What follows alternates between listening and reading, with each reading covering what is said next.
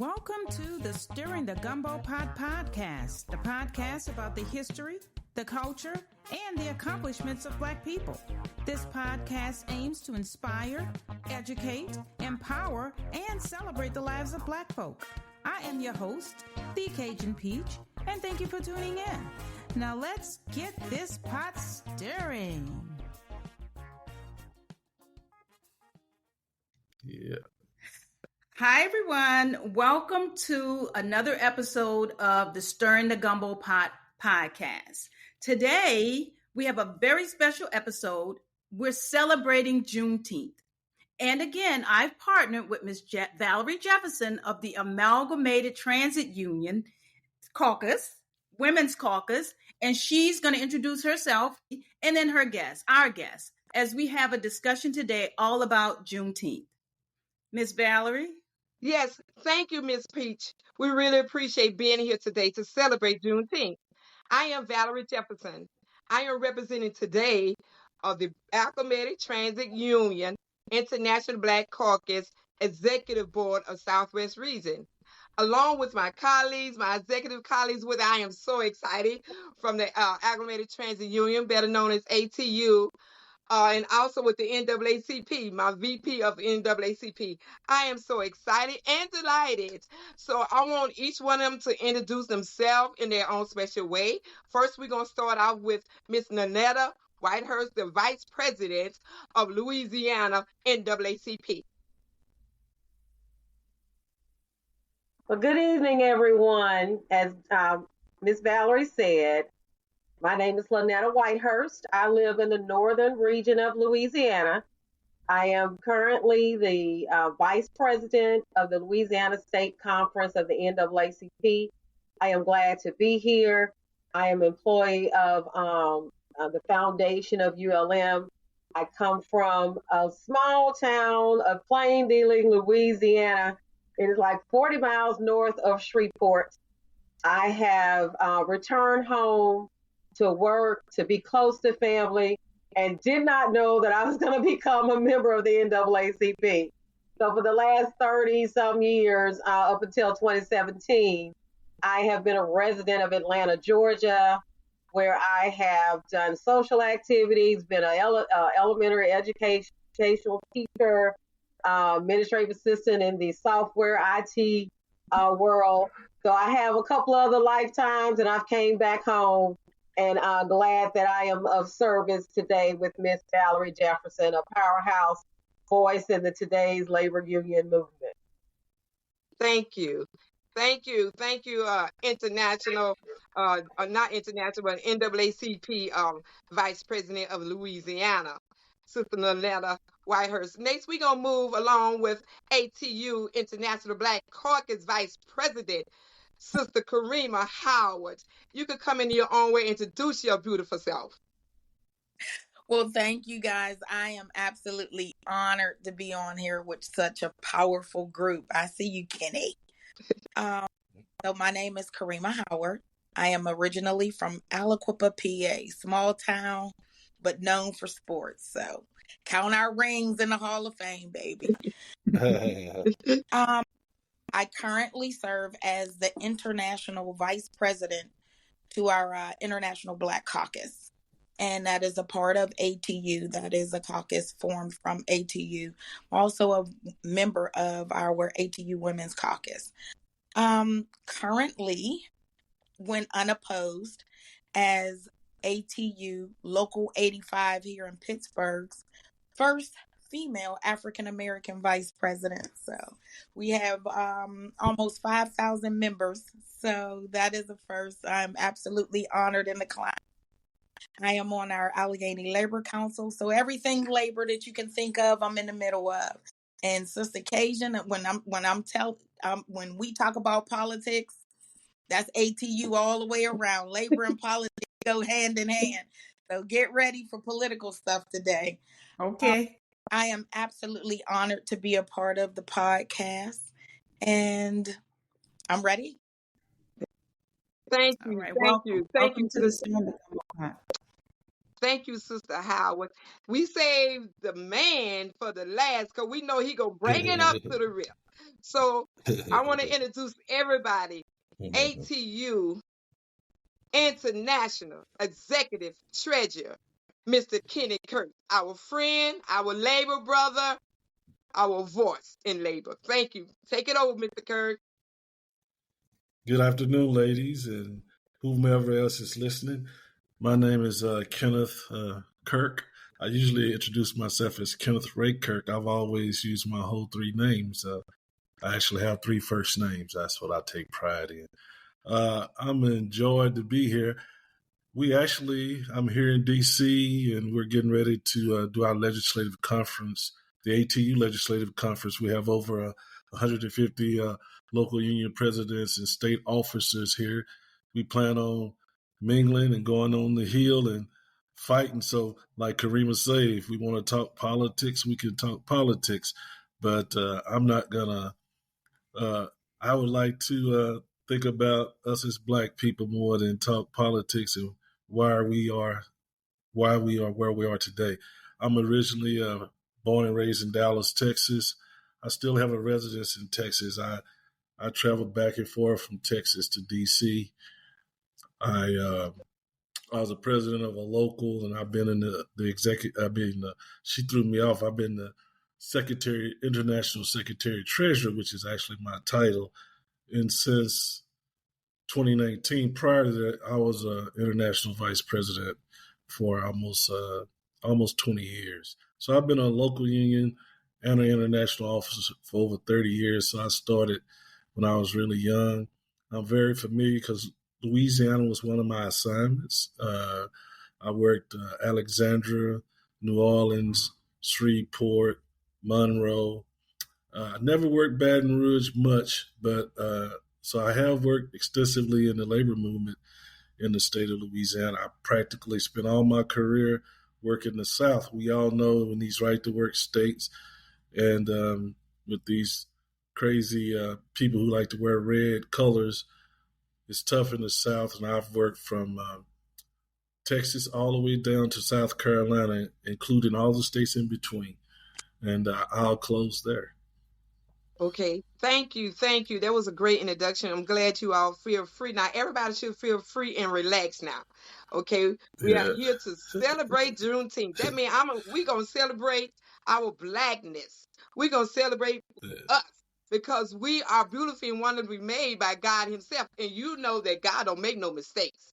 So everything and everybody that he created in his image.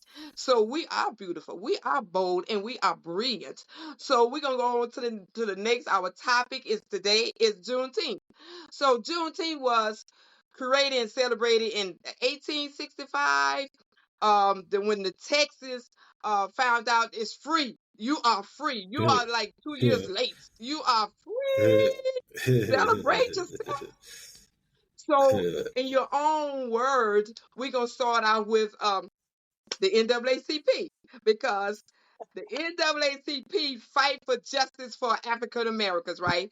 So, our main goal is the justice shall speak, justice shall live, justice shall never die. I heard Sister Whitehurst speak at the Capitol on the steps. Brother Kirk, Sister Howard, she had everybody clapping. We felt like we was going to church. So, Sister Whitehurst, come in your own way about Juneteenth. What you feel and what you think about Juneteenth. Why we celebrate. Well, you know, Sister Valerie, we were talking about this yesterday about how it has been a hidden history, like many parts of our Black history, being Black in America. And I was no exception as a grown woman hearing about Juneteenth, but not knowing all of the details. And when I heard Miss Peach say that was her studies, I say, Lord, I'm on a podcast that I'm sure going to learn today.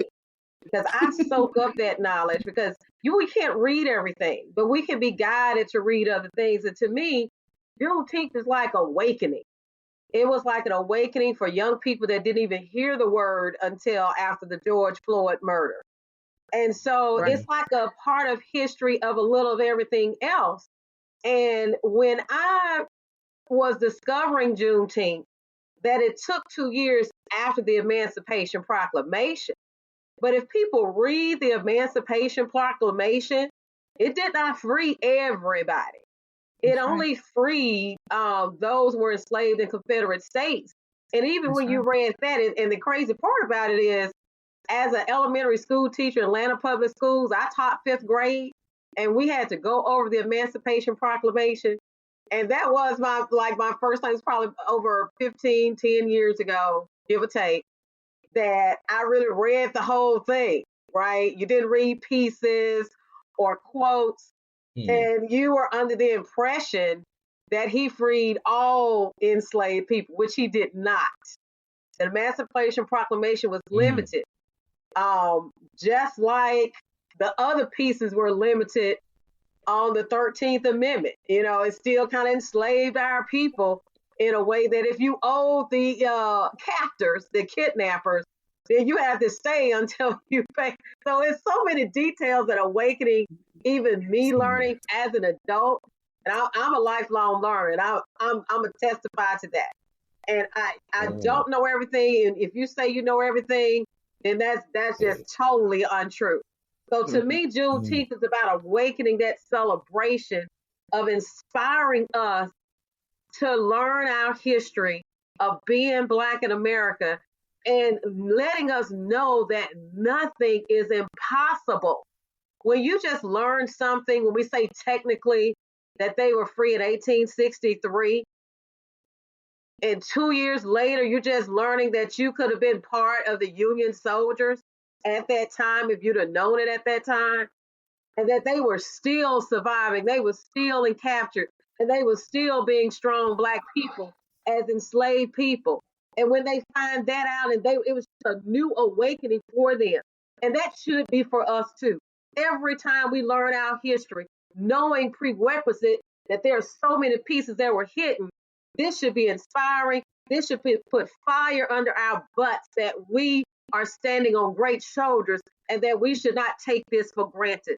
So Juneteenth is a celebration of our history, of awakening those hidden facts or those purposely covered up facts to whitewash history and to make us know that nothing is impossible, that everything is impossible as a people, as humans, and as a collective. Amen. Yes, amen. Yes. Right on, Sister Whitehurst. I know you're gonna come with it. We know you're gonna come with it. Definitely with it. Yeah. Look, you got a sister gonna come right behind your Sister Howard, but to tell us how you feel about Juneteenth. Let us know. We know you're gonna come with it. Just encourage us. We know you're gonna come with it. So I can't even tell you how big Juneteenth is for me.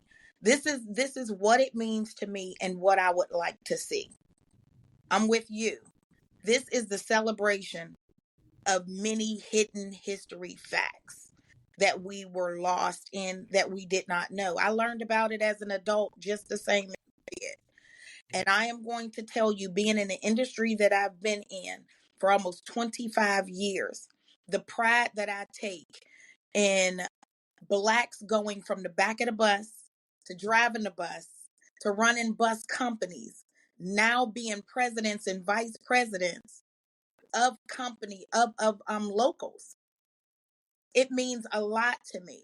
What we did here in Pittsburgh is we advocated to try and make our Juneteenth parade just as big as our Labor Day parade. That's the vision that I have for Pittsburgh.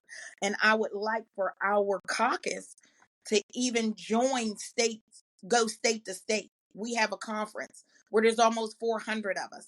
Could you just see us at a conference, 400 of us, marching down somebody's city and seeing our little Black girls and boys sitting on sidewalks watching us walk? But here in Pittsburgh, it became a vision and a collective with the company to have our bus decorated in that Black history. So we also share Black History Month and Juneteenth. So I need my buses to be representative of that. Absolutely no cost to us. They decorate the bus exactly how we need it decorated. And it is in the parade. So I love that part. It means more to me because in 1776, it had nothing to do with us. But we celebrate Independence Day like it was ours. Mhm. When I tell you 1865 is ours all by ourselves, I would like to see the family cookouts and celebrations with the same vigor that we have with the 4th of July. That's not ours. Listen to the date. 1863, 1865. They were free and independent in 1776. 1776 ain't got nothing to do with me. Now, I'm a 4th of July baby. 7/4/69. So the 4th of July something to me that I was born. But this is my own personal holiday. And if each Black person took it that personal, how big it would be. How big it would be. So the vision is there.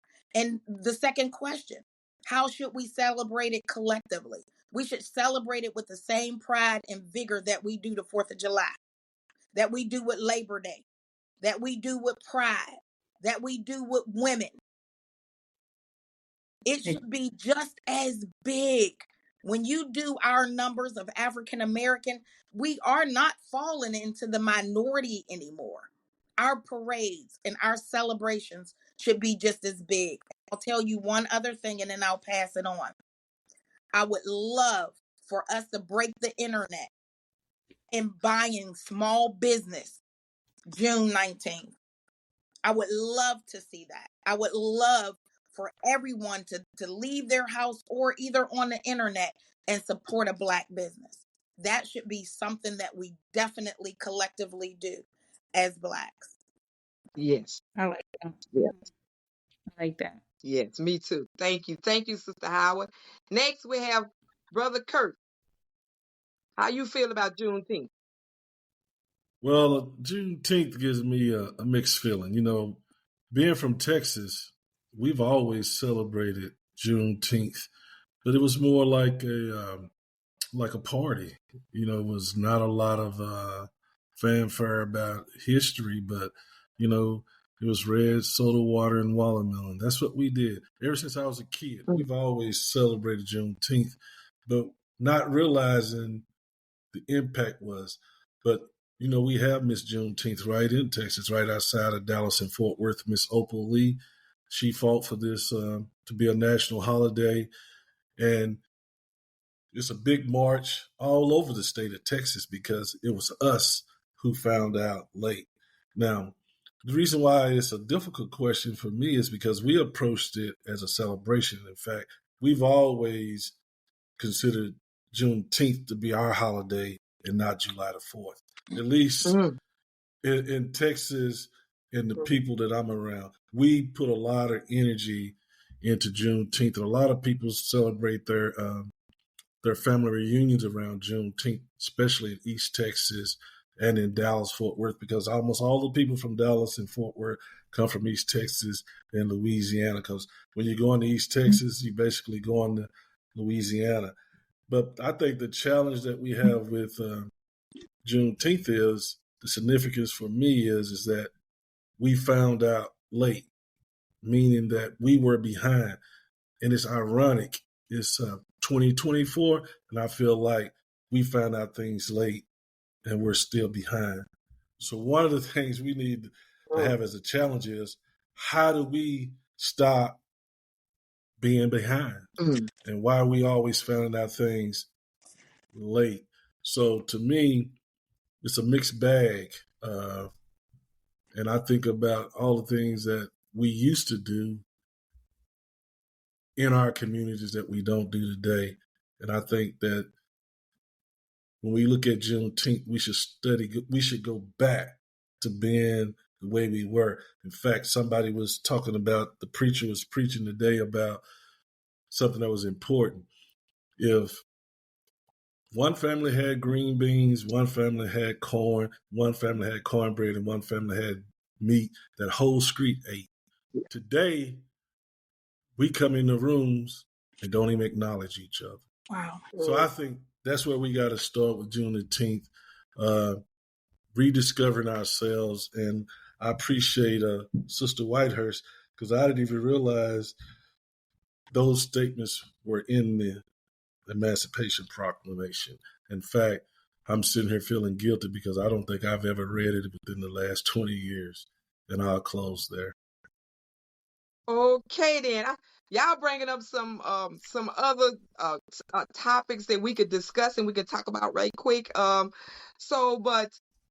Sister Karima talked about, collective of us as people joining together and celebrating Juneteenth, right? Then Brother Kirk was a mixed feeling about it, so he gave us about the watermelon. I want to say years ago, then somebody gonna tell Tiger Woods about the watermelons and greens and chicken and something like when he won the coat, right?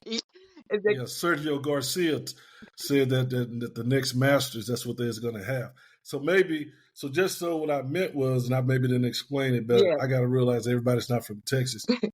Every Juneteenth, one of the things that was served was strawberry soda and watermelon. That was a tradition of Juneteenth when I was coming up as a kid. That's what I meant by that. I just assumed that everybody knew. But if you was in Texas and you mentioned that, everybody would know that's what I was speaking of. I'm sorry. Okay. No, that's all right. I'm glad you explained it. That's why I kind of kicked it back at you. I think I kind of know you a little bit that you were going to answer me. You right? Yeah. So I'm glad you cleared that up. So when you was speaking and you was very personal with it, and that was good because it brought to the next topic that we're going to discuss. And I want to start off again. I'm not picking on your sister, Lynetta. No, because what Brother Kenneth was saying, it made me think about our name, the NAACP. Our name is the National Association Advancement of Colored People, right? So Juneteenth is a celebration of our advancement, letting us know that you're free. The shackle is off your feet. No more change holding you down. You're free. So this what the NAACP is all about, justice, letting us know you're free. Nothing gonna hold you back anymore. You have a collective people who's standing with you. So can you elaborate on that, on our name, Sister Lynetta, please? Oh, do my best, Sister Valerie. Brother Kenneth, I'm going to come back and say, when you said strawberry soda and watermelon, I'm sorry, Brother Kenneth, that's all my family reunions. I don't care which time of the year it was. I'm from North Louisiana, so when we had family reunions and 4th of July or Labor Day or Memorial Day, it was an excuse to barbecue and chill with family. So what they say, what color Kool-Aid you want? We said red. We didn't have no flavor. It's red. And where that good water goes, okay? So I mean, good eating was good eating, and to be personal about it, when you talk about sharing that food, I was raised on a small farm. My dad raised the best yellow watermelons you want to eat, peanuts, corn, greens. Mama had okra and sweet potatoes. He also raised Angus cows, Brother Kirk. So we had the first cousins and the uncles and the great aunts and great uncles down the street. So you shared that food. You're right. No one was, I never remember going hungry, Brother Kirk. My parents might have, but they didn't share as much. But we shared those homemade jellies and those communities we ate. So when we talk about a collective of celebrating, I heard parades. Here in Monroe, Louisiana, Miss Brown I think she's in her 17th year. She pushed for Monroe City to recognize it. And finally, of course, the state recognized it as the third Saturday now in the month of June.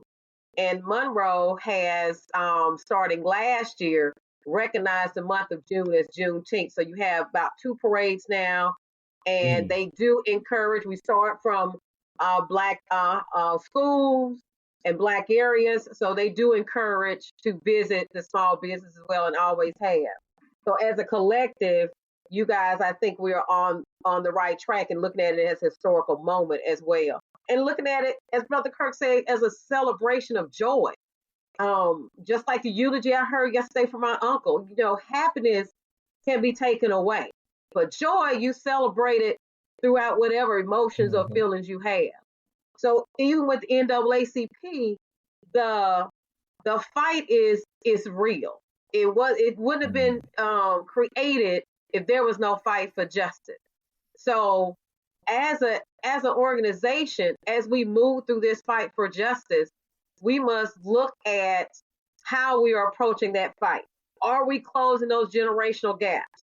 I feel like I'm a in-between generational gap. The 20-year-olds that I have as children and the elders that I'm learning for, and also the elders that need to hold on to the baton and learn with us and not hold it so tightly that they can't turn it loose. We each have a role of sharing. We each have a role of being the collective. And as the NAACP, we have some generational gaps that we need to close. We have some things that we need to fight for as a collective of people and as a collective of group. We have partnerships that we need to be more conscious of and connect those partnerships. So because our equality for justice, our fight is not alone. Your fight is also in the mirror with yourself. Ms. Valerie, you talk about the shackles, the physical shackles are gone, but the mental shackles are still there, whether they were passed on generational or where we talk about now. I don't know, some of you heard of the imposter syndrome. Like, I don't belong. I'm in a different place, and not just among people of Caucasian, but among ourselves as Black people. When we get a certain position, people want to talk about you. People want to say, why did you get it? And God guides you there. And you might not feel like you read. Because sometimes I feel like, I'll be honest, I'm imposter syndrome right here. Ms. Valerie say VP of NAACP. I wasn't even, it just came out the blue. So, but I asked myself, if this is where God wants you to be, who are you fighting? If you fight God, you lose it. Okay? You're going to lose that battle every single time because you did yourself a disservice and you doing God a disservice because he teaches you through your struggles. He teaches you through your happiness. He teaches you through your joy, and he teaches you through your failure. So if you're afraid of that, we as the NAACP cannot be afraid. But if we are, let's be clear, reality is reality. Because there are people out there that want to destroy us physically and mentally. So we must work through our fear as a collective and as the NAACP because the dangers are real, but the joys are still everlasting and throughout how we fight as a group and as we fight as a collective for those justices and those not being equal, but equality. And when we think about we always behind Brother Kirk, you are right. But when do we stop thinking that thought? Because if we're God's people, we're always ahead. We just don't know it yet. Yes. He already gave us the victory, right? While we're behind. I'm going to let it go. I'm sorry. I'll let it go. But thank you. Thank you anyway. I just wanted to say something about along the lines of what Miss Lynetta was talking about, how this idea of we're behind and the generational gap. And I can start with foundation because for me, I think we're the last generation to really like have this tradition that we need to pass on. And when I say tradition, the tradition of learning about our history, if it's imperative, we're at that imperative stage that if we don't pass this knowledge on to our children and our families, it's gonna get lost and buried. They're already trying to get rid of all the African American studies in the schools and the universities. And so if we don't take this opportunity to expound on the Juneteenth holiday or use that as a guise for us to educate ourselves, right? Because a lot of people are unknowledgeable. I didn't learn about Juneteenth until I put myself in college. My mom didn't teach it to me. I had to learn it myself because I'm not even sure if she was aware of it. But if we don't educate each other, that's why I built this platform, so I can educate and teach, because I'm very, very passionate about the ones who came before us. I love my ancestors so much. It's crazy how much I love and how much I want to honor the people who came before, because those are the ones who were really fighting for us to be where we are today, right? Juneteenth is a very young holiday. It just got federally, acknowledged 2 years ago by President Joe Biden. So I would like for us to use this Juneteenth holiday as not only a celebration, but a day of education and going back and learning about what this is all about. Who were the slave? Who were the freedom fighters? Who was out there fighting for our right? Who are these people? And learning who they were and what their struggles were, so we can teach generations to come and not just let it get erased from our history. Juneteenth, what does that mean? Learn what it means. Learn who your people were, and then we can go from there. It's like the Sankofa effect. I always pull up that Sankofa effect. You cannot know, you don't know where you're going if you don't know from which you've come, right? So that's how I wanted to add to the conversation. Thank you. I'll go ask you to sum it up, because I already know personally that you love Black history. You love your people.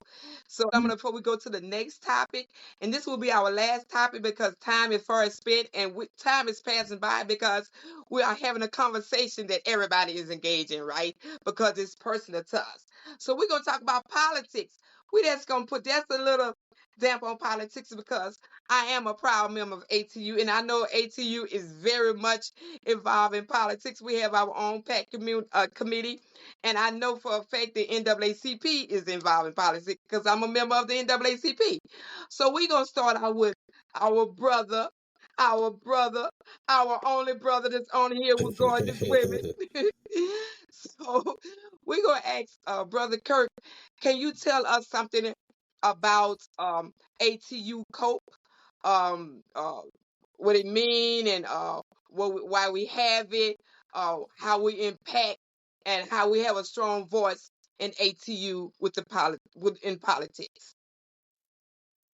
Yeah, so we have what we call COPE. Is you would ask me a hard question, but it's basically what it is. It's a PAC work for political education and outreach, where our members contribute, because we're not allowed to take, well, we are now, but way back when, we wasn't allowed to take money from our treasury to use it for political activity. So our political action education committee is designed to take money that we give directly to politicians, and we give it back to our locals on a national, state, and even the city level for their elections, depending on how much money they put in. But we also give money because it's important, because we're public employees. That's how we get paid, through taxes and having legislation that provides the funding for transit. Because, public transit, in our opinion, is a civil right. It's a right to be able to live and enjoy the fruit of our labors. But I like to invite you all, because we're doing a joint venture with the AFL-CIO, the ATU, and with Bishop Barber and the Poor People's Campaign. We're actually having a march here on June the 29th here in D.C. And we're inviting everybody to come. We're trying to get all our locals to come. We got all the AFL affiliates will be having people participate. We plan on having it as a big event.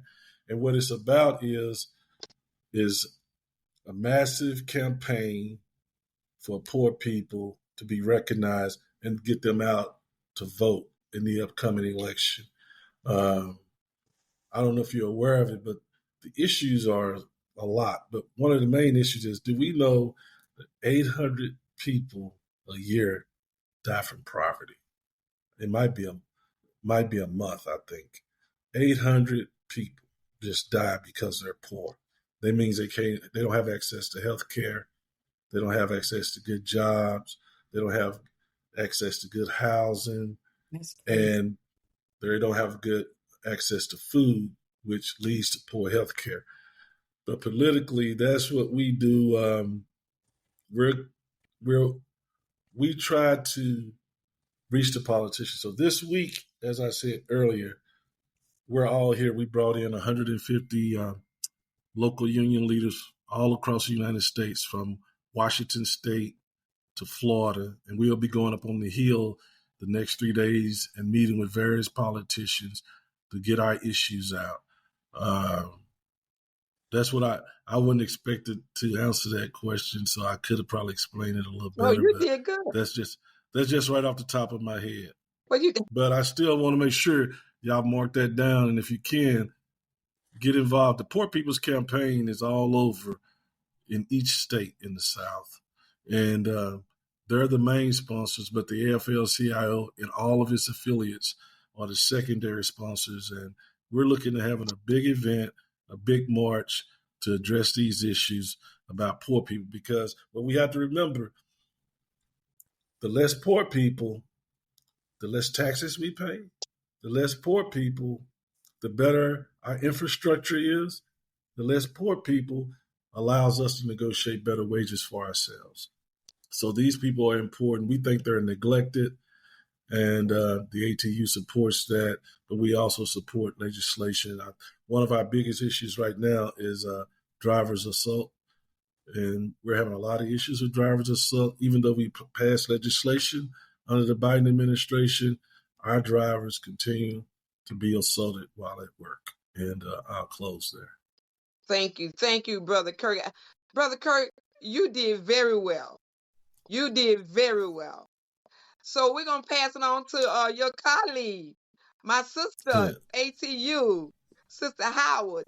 Can you tell us something about about ATU involving in the politics and oh, wait a minute, by the way, Kenneth Kirk, Brother Kenneth Kirk, I did see you at the White House, right? I did see you with our Vice President Harris. So I know you in the house, okay?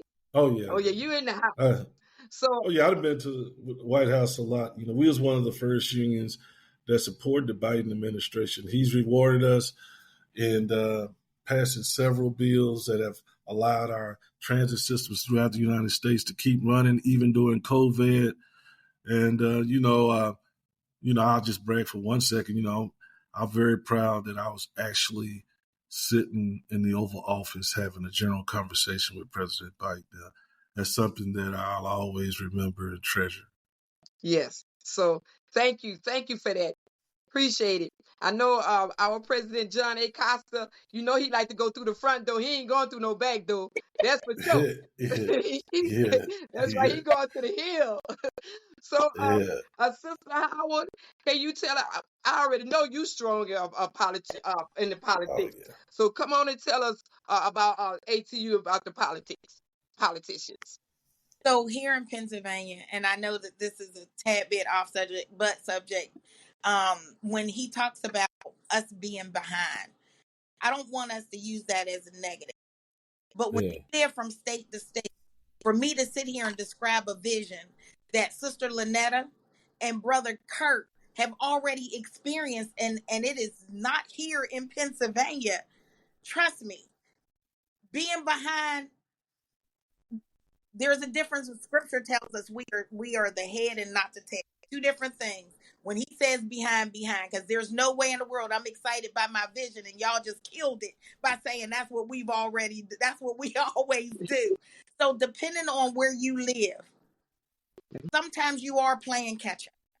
And Sister Valerie, I agree. I went from shackles to now in the political world they call it silk now, but there's still potential shackles from where I sit. Okay. I've never been at the big White House like Kenneth Kirk, but I've sat in the governor's office. So here in Pittsburgh, I am excited to say that I've been part of the campaign for Summer Lee. our very first African American female to sit in a House Forum, Pennsylvania, and we have our first Black Lieutenant Governor, Austin Davis. So to sit on those campaigns and to walk the streets and knock on doors personally has been an honor for me.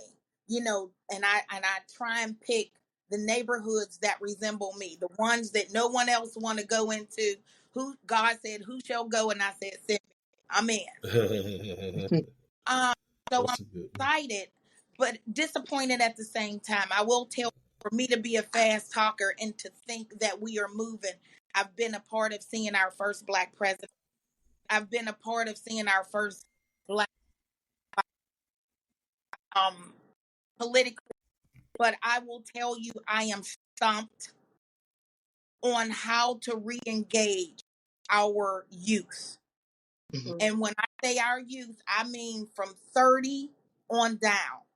When you're knocking on these doors and you want to have a conversation and you're trying to impress upon how much their voice means, you would think some of the things that they've seen in their lifetime that our parents were honored to see would be a blessing to them. But it becomes a regular ho-hum. So I think that maybe I'm not really answering your question and looking for answers as we go into the next election. How do we re-engage the people under us, the youth under us? How do we re-engage them in history when you can sit and you can look at TikTok and the narrative is being painted by algorithms? Mhm. How Hmm. do we our young Blacks to learn their history when the songs take over? How do we allow them to know how strong they are in Distractions. move? So I'm a little stumped there, Valerie. I know I probably am answering a question and asking one at the same time, but the power that I have right here on the call, I am definitely asking you, moving forward, how do I assist myself in re-engaging in some of the things that we talked about? How do I campaign to get our history out there? Because it is new, but it shouldn't be a new history because it's an old history. But for us, That's right. Right. That's right. Right. even wearing our hair now, that just happened in 2019, 2021. It just literally happened. And here in Pennsylvania, things are newer for us. We're not, a southern town. So, we're just stepping into the first Black this, the first Black that, the first Black this. Even the children in my household, you've been raised on politics, God first, politics. But when they leave the household and become their own people, and between social media and whatever else comes next, how do we get them to re-engage in history and knowing that they have a voice? You're stronger than the outfit that you wear. You're stronger than the car that you drive. Right. Mhm. Right. Yep. Yep. Okay, well, look, I got my hand. I'm ready to listen. I already know we got a preacher. Sound like we got another preacher, our deacon right here with your brother Kirk. I'm not sure. So next we gonna end it with Sister Whitehurst. So tell us about you or about the NAACP in the politics. I know we strong in the politics. I know you educated me when we went to the Capitol when we were sitting at the top looking down at our representatives. So can you tell us about the NAACP or that's making personal about you in the politics? Then I want everybody else to think about because we about to close out. So get ready to make your closeout statement. I know we have some more time points, but time for us spent, and we have some more information that we need to put out. Plus, we want to hear y'all last statement. So come on, Sister Whitehurst, tell us about how you feel about politics, politician, and the politics world, especially what's going on in Louisiana. Hello. Girl, don't start. that we did not come out. But we cannot move anything without voting. Amen. When you don't vote, that is a vote somewhere. When you even vote wrong, I would say wrong, against your own interests or against, as people, when we start talking about Black people as human too, do you want your parent not able to access health care? Do you want your Black sister, your Black mother, your Black aunt dying because the mortality rate is so high, regardless for a Black woman and having a baby, regardless of what economic background they're from? All of those elements are still garnered up from a vote, and that your vote is it's an act of love, it's an act of action, it's an act of love, and what it looks afterwards. Does it look like a phone call? Does it look like an email? And how do you connect those youth? And one of the things, Miss Howard, is that we're not connecting how it impacts their lives. And in my 20s, I was having a baby, I was married, I was going to college. I had to look back and see what Jimmy Carter did to free the Middle East with this current, and that is over 75 years old. It's a constant battle in the Middle East, and it always has been. And to even educate myself about that piece, I was 12 years old. So being young and being engulfed in my own life, that's one of the things they worry about, paying for college education. They worry about how they're going to help their families and work and go to college at the same time. We're not even connecting what happens to them if they face the judicial system. Because all we're talking about is, if you do something bad, and it's erroneous, you might get more time. Well, what about those that don't do anything bad? That was the other conversation. Popular to mainstream belief that, my husband's never been to jail. All Black people ain't never been to jail. We might all been pulled over because of the car we drive. He's done that in the state of Georgia. That has happened to him twice. But he's never, thank God, went to jail because of some cop's play. He hasn't put himself in the situations, and he's 59. He's never been in the prison. But our young people also think that that's a cool way to do it. We also talk about look up the music. Now, if you look at, I got to go and listen to this Kendrick Lamar song that has been popping up. Okay, you're talking about the algorithm. There's a rapper out there called Yellow Pain. That's a deep political rapper. Love him to death if you listen to some of his stuff. So if, say, the kids have an algorithm of rap, want to listen to rap music, we need to hopefully, some of those algorithms will make them come across some political rap.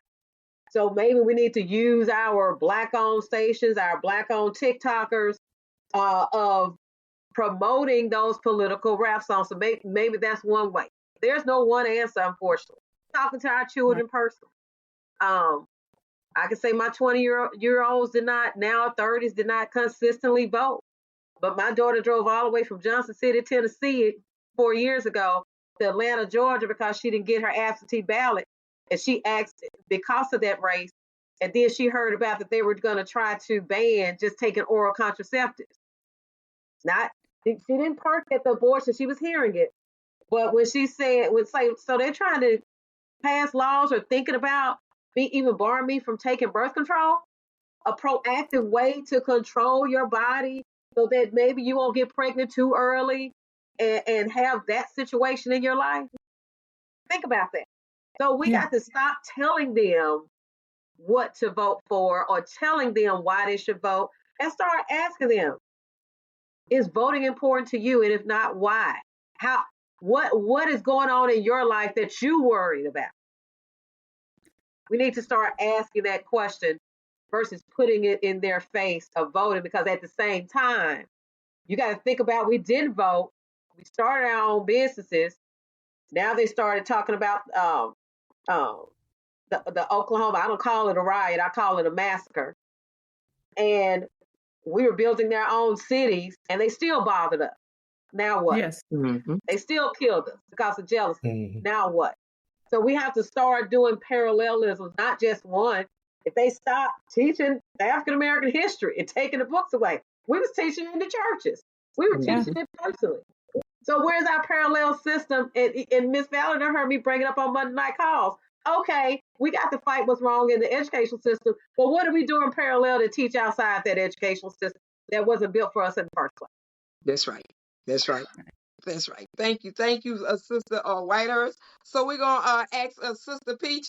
You want to sum it up like you did the last topic? You summed it last topic quite good.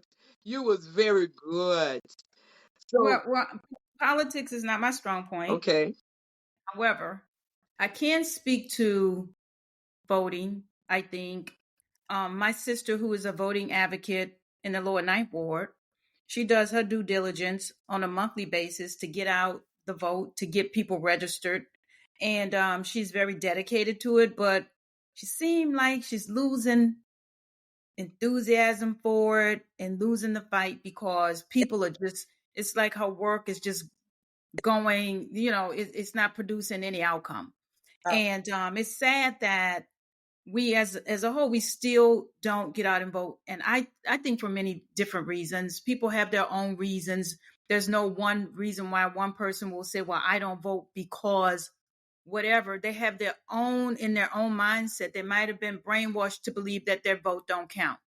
Mm-hmm. Sometimes when you go to the polls, it's such that, like, I've had experience with going to the polls to vote where a lot of ordinances, and it's hard to read the ballot. They make it so complicated that, but by the time you get done voting, you're like, I'm not doing that no more. So we have so many barriers we have to overcome. First barrier is to get people in the polls. Mm-hmm. And people are either distracted, working, it's not a priority. There's so many different reasons why people are not voting. On the last governor's election here in Louisiana, the majority of the Black people did not vote. Mm-hmm. And we had a Black candidate on the ballot. And they had the opportunity to early vote, and they still didn't.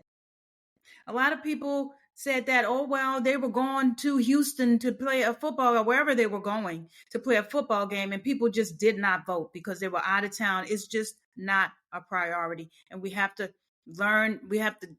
teach people that it is a priority and it's a responsibility as a Black person because of the blood, sweat, and tears of our ancestors. I'm always going to go back to our ancestors and what they had to do.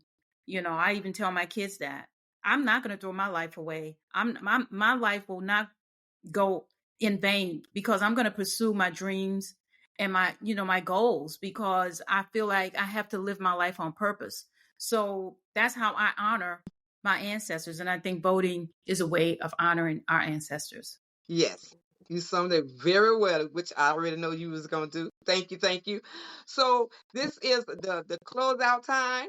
We asking each one of our guests to give us, I want to say, some encouragement, a closeout statement about Juneteenth, how you feel about Juneteenth, how you feel about yourself. We're going to leave it up to you how you want to give us a closed statement, because when we send this podcast out, it will be sent out all over the world. Everyone on here that know me, I'm going to send it out. I believe that's my gift, to send out information for everyone to be empowered, to encourage yourself, be proud of who you are.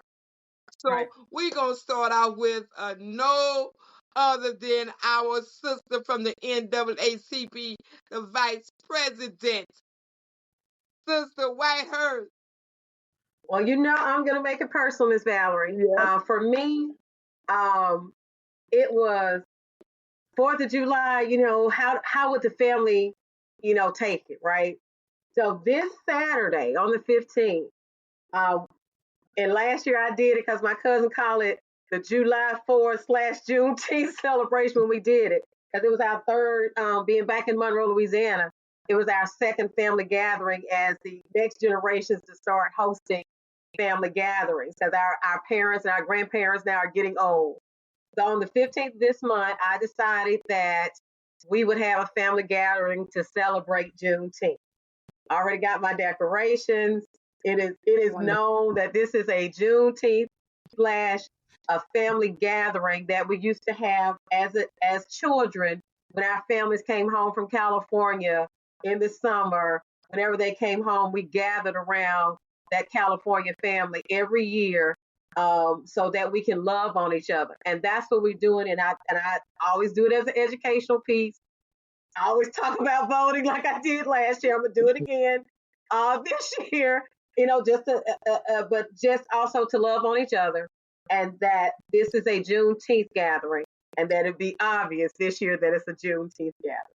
So Juneteenth means to me is just that family and educating each other and being proud of who we are, and that our power is immeasurable. Okay. Thank you. Thank you, Sister Whitehurst.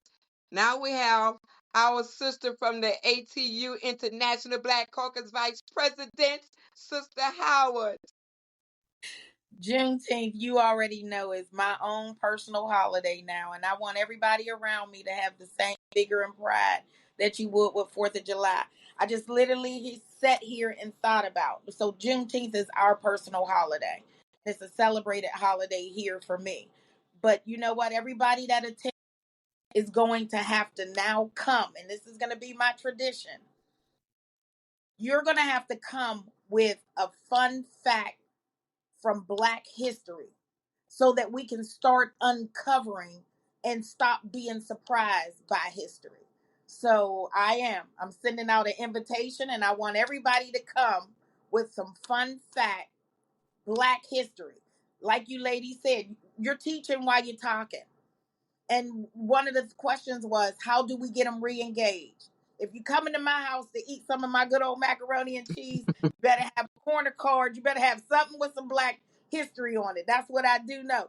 I don't care if y'all all got the same history. Somebody better bring some history before you eat. So that'll be my new tradition for me. And I thank you guys for giving me that. Maybe that's how we re-engage, one household at a time if we have to. They're going to take the books out of the schools. That's okay. I'll bring the books to my house. And I'm gonna always stand and believe, regardless of how we feel elections go. Your voice is your vote, and I stand by that. Yes, yes. Thank you. That was a strong statement. Thank you, thank you. It We're gonna was. leave Mr. the one and only, the great, the powerful, the majestic brother, ATU International Executive Treasurer, Kenneth Kirk. Did I do all right, Kenneth Kirk? Did I do all right, my You brother? did. He did it. Well, He did it. I didn't deserve Yes, you did. those kind Yes, words, yes, you did. Yes, you did. Come and leave us some but sound wisdom, some encouragement. Yes, you did. Every bit of it. yeah. Well, I think Sister Whitehurst talked about voting, and I kind of want to leave us with that about voting. I'm trying to narrow it down to just a few minutes. We know that what we hear when we canvass, because all unions canvass, and I used to canvass a lot. I'm reluctant to canvass today. They think their vote don't count, but their vote does count because everything they do, all the way down to their electricity, their cable, their phone bill, everything is determined by an elected official. We got to make them understand that everything they do, the registration on their car, the price of their gas, every single thing they do is impacted by the elected official. When they when they get arrested and they have a bond, who sets that? Who sets the ticket prices? Who makes things illegal and not legal? Illegal and not legal. It's by the election process. And I like to say that I think where we've erred is, because I was a kid. I was born in 1961. And I didn't get to vote to 1979. But here's what I'll tell you. During that period of time, it was a stigma. It was an embarrassment for somebody to be sitting on the side and not going to vote. Mm. Everybody in our community was looking at them a certain way when they wasn't voting. My mom just told me the other day, she's 80.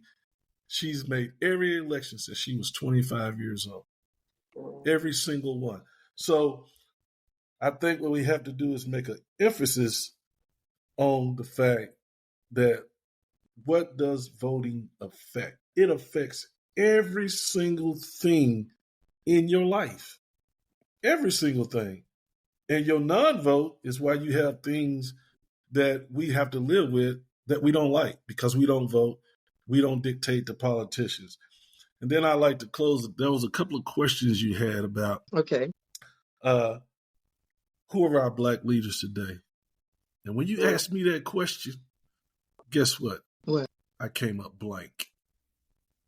Who? There's certainly not a recognized Black national leader for us. Now, we have some locally, but not nationally. That's never been true. You know, and I think John Lewis, maybe the last icon that was somewhat considered. And then the other question you had was, who are our Black heroes? And that's our other problem, and it affects voting to me. Our Black heroes for our younger generation is athletes, rappers, people with bling bling. Yes. But these are not our leaders, and these are not our heroes. And, you know, when I was a kid, I was somewhat different. You know, I looked up to the Stokely Carmichaels, the Marcus Garveys, that people in our history don't even know anything about.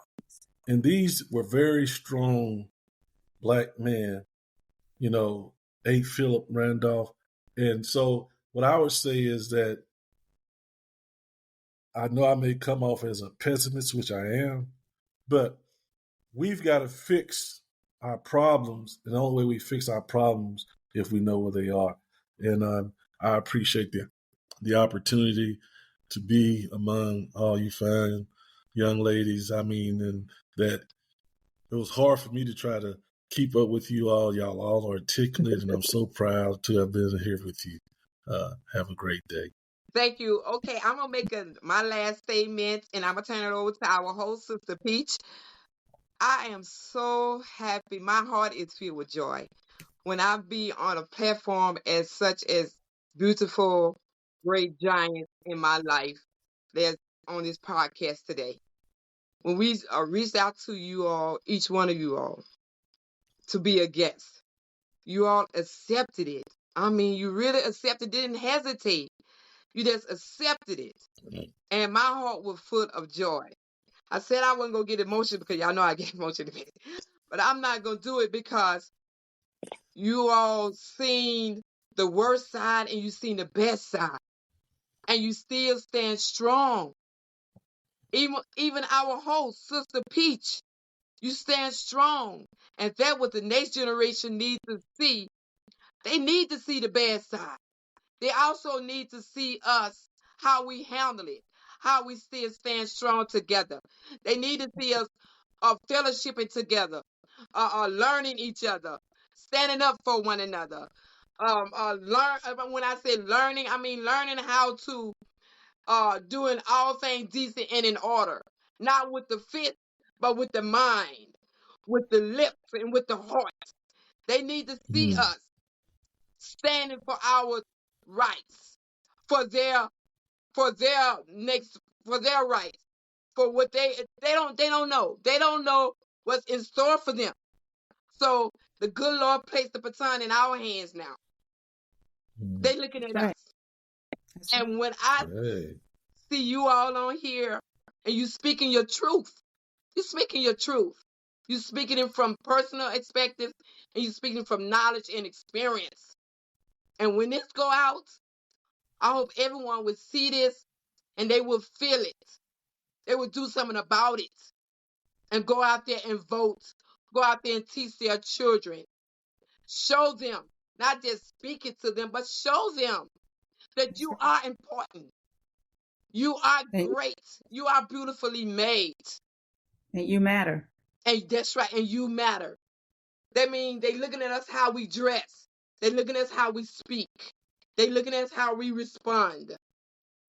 They looking at that. So Yes. that's my last statement. I really thank you all for coming on. I love each one of you all. I really do. I genuinely love you all. Because y'all see me at my race, my worst, you still love me. You see me at my goofy time, you still love me because you know I'm goofy, right? So, hey, and you still love me. And I thank you all.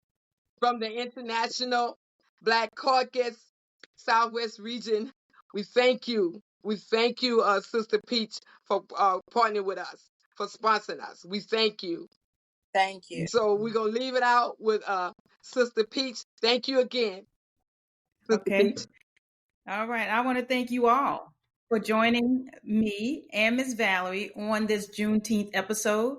This conversation could go on and on and on, but we have to end it because there's so many different layers. There's so many different topics.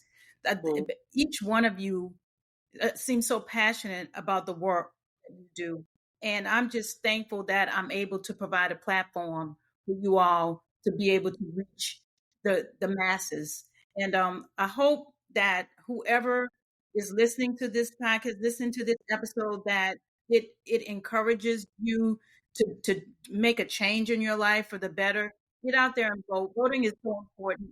Election is coming up, and it's going to be a very nervous time, I think, in November for everyone. But just know that your vote does matter, and that's it.